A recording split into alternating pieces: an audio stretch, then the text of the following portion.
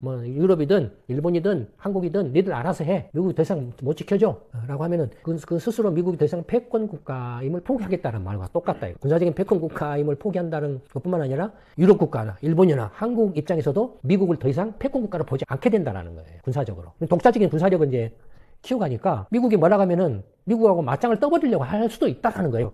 군사력을 키워버리게 되면 경제적으로나 군사적으로 트럼프의 실정은 2차 세계대전 이후 아메리카 시대를 스스로 붕괴시킨다 의미하게 된다는 거죠.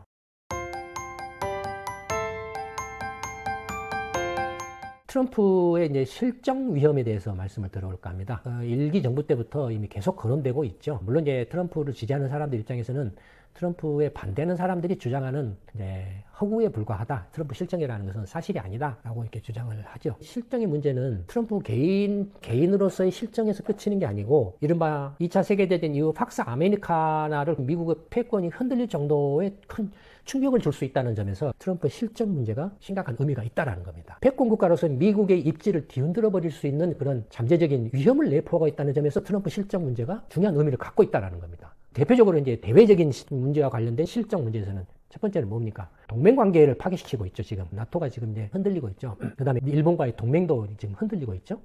당연히 한국과의 동맹도 흔들리고 있죠. 패권국이 될 수 있는 두 가지 핵심은 군사력과 경제력이지 않습니까? 군사적인 면에 있어서 미국의 패권 체제를 유지해온 것들이 나토 동맹과 주일 안보동맹과 한미 안보동맹, 어떻게 보면 이 삼각동맹이 미국 군사적 패권 국가로서의 미국을 지탱해온 삼각동맹이라고 할 수 있거든요. 근데 이 삼각동맹이 무너지고 있는 거죠, 지금. 그러니까 군사적으로 이렇게 그 패권, 떠받쳤던 동맹이 깨진다라는 것은 미국의 패권이 군사적으로 무너진다라는 것을 의미를 하고 있습니다. 트럼프 대통령은 미국 자체의 안보만 지키면 된다. 그래서 골든돔 만들어서 어떤 대륙간 탄도미사일 공격을 이렇게 저지하면 된다. 뭐 유럽이든 일본이든 한국이든 니들 알아서 해. 미국이 더 이상 못 지켜줘. 라고 하면은 그 스스로 미국이 더 이상 패권 국가임을 포기하겠다는 말과 똑같다. 스스로 군사적인 패권 국가임을 포기한다는 것뿐만 아니라 유럽 국가나 일본이나 한국 입장에서도 미국을 더 이상 패권 국가로 보지 않게 된다는 거예요. 군사적으로. 독자적인 군사력을 이제 키워가니까 미국이 뭐라 하면은 미국하고 맞짱을 떠버리려고 할 수도 있다는 거예요.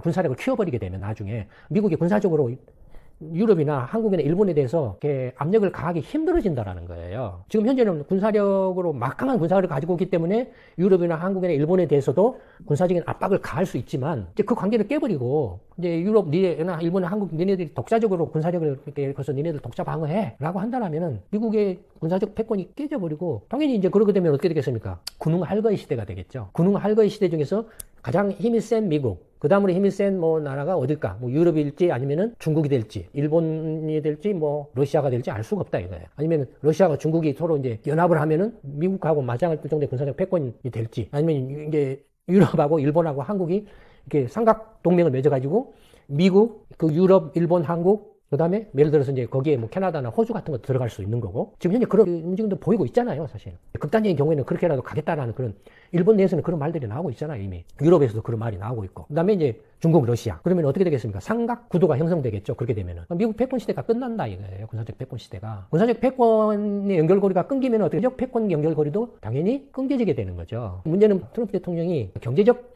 동맹 관계도 지금 같이 무너뜨리고 있죠. 관세 전쟁을 이야기를 이렇게 해가지고 경제적 동맹 관계도 다 지금 무너뜨리고 있잖아요. 예를 들어서 중국을 견제하기 위해서 중국에 대해서 어떤 관세를 이렇게 인상한다든지 하는 것은 충분히 있을 수 있다, 생각할 수 있다 이거예요. 그러나 군사적 동맹 관계에 있는 유럽 국가나 일본이나 한국이나 이런 나라들에 대해서까지도 무차별적으로 이렇게 경제적인 어떤 간다라고 하면 당연히 경제적 동맹 관계도 깨질 수밖에 없다 이거예요. 그러니 분할된다 이거죠. 분할되면은 당연히 미국의 경제적 패권도 깨질 수밖에 없죠. 지금 우리가 흔히 쓰는 유튜브라든지 지금 유튜브 촬영하고 있지만 유튜브라든지 이런 것들도 전부 이제 유럽이나 한국이나 일본에서 독자적으로 그 비슷한 기능을 개발을 하게 될 거라 이거예요. 그래서 이런 것들 못 들어오게 막을 거라 이거예요. 그럴 거 아니겠습니까? 당연히 그렇게 되겠죠. 경제적으로 서로 이제 관세 전쟁이나 뭐다가 갈등의 골이 깊어지고 이제 동맹 관계가 깨지게 되면은 유대 관계가 깨지게 되면은 고립지로 가면은 그렇게 되지 않겠어요? 분할되지 않겠어요? 그러니까 그런 점에서 보면은 경제적으로나 군사적으로 트럼프의 실정은 2차 세계대전 이후 아메리카 시대를 스스로 붕괴시킨다.